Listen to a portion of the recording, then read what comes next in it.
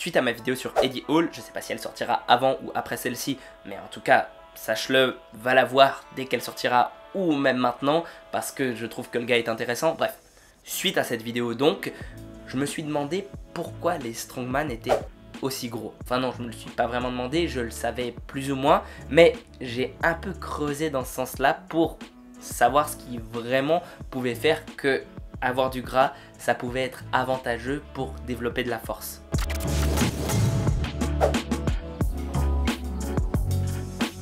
D'abord, ça veut dire quoi être gras?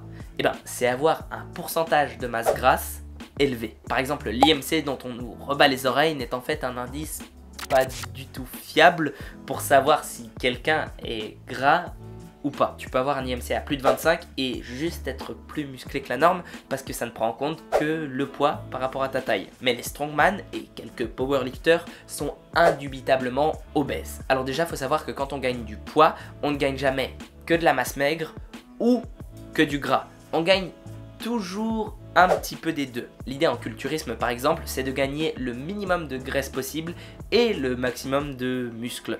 D'ailleurs, c'est finalement l'idée dans tous les sports parce que la graisse n'aide pas vraiment, ou du moins aide moins à la performance que le muscle. Mais passé un certain stade qui varie chez les individus, en dehors de l'utilisation de stéroïdes évidemment, on ne peut pas construire plus de masse maigre quand on n'a pas suffisamment de gras. C'est un peu l'exemple du sumo chez les japonais. On gave des athlètes jusqu'à ce qu'ils deviennent les plus forts possibles pour pouvoir soulever le plus de masse possible en se foutant de savoir s'ils sont gras ou pas. D'ailleurs, en sumo, on pourrait même dire que la graisse est un avantage parce que ça glisse plus que le muscle, donc il y a moins de prise. Donc oui, souvent les personnes avec plus de masse grasse sont beaucoup plus fortes que celles qui en ont moins. Ça aide aussi au niveau des leviers, ça remplit en fait tes articulations et du coup ça fait que tu as une amplitude qui est réduite.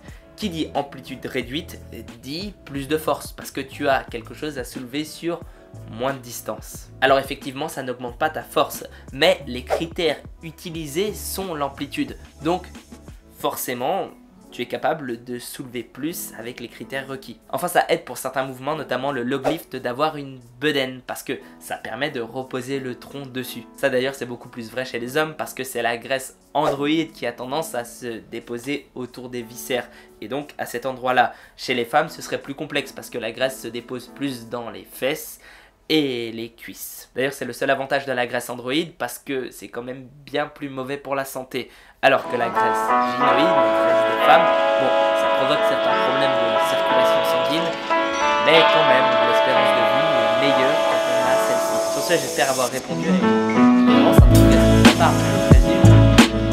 Prends soin de toi et à la prochaine.